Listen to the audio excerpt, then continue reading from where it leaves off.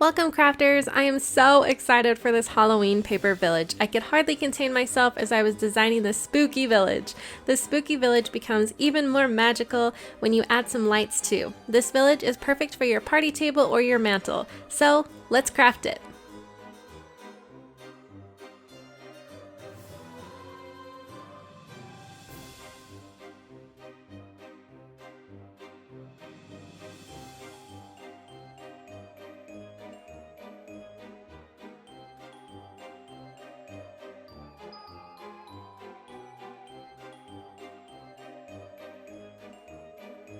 First, upload the Halloween paper village file into Cricut Design Space, which is available on my website, linked below. Everything will be grouped together because this will keep everything the same length as you resize.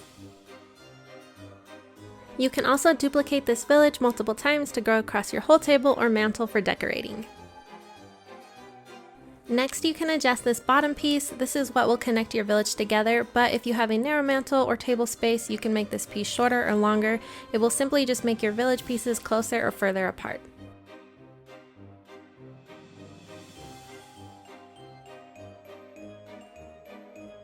You can also just cut out this village as is, or you can add in any details or customization. I'm going to show just a few quick, easy options that you can do, but you totally don't have to.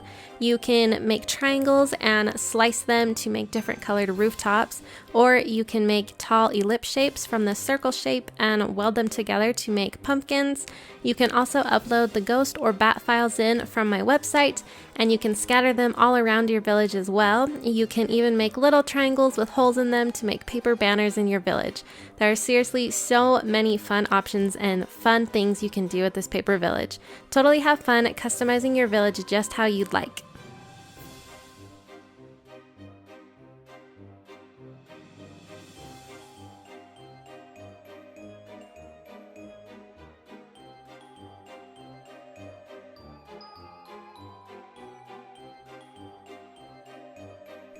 Once you're all done customizing, your village is ready to be cut. Make sure that you have all of the colors correct and that you have the right paper sizes chosen, and then choose light cardstock or cardstock and cut out all your shapes.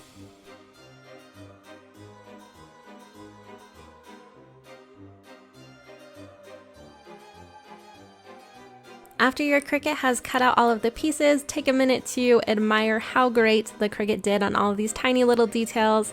And then to assemble the paper village, it's super simple. Just simply place the standing pieces into those little slits on the bottom strips.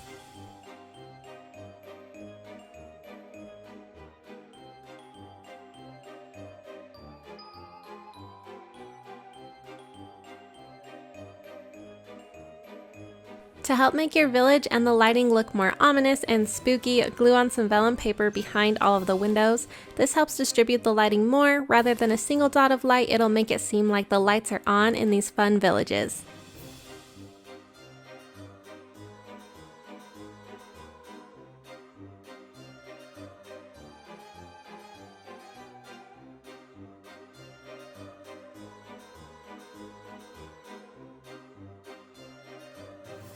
Lastly, you can finish gluing on any of those extra pieces onto your village. I ended up deciding to just leave my original village shape, so not adding any of the rooftops or pumpkins, just because when the lights were on, I wanted it to be very clean with its silhouette shadow shapes.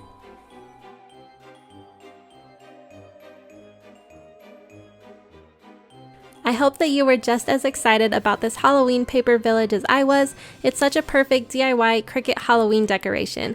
I can't wait to see what paper villages you come up with, so tag me on Instagram at Crafted Avenue. And don't forget, keep crafting, keep smiling, and thanks for subscribing.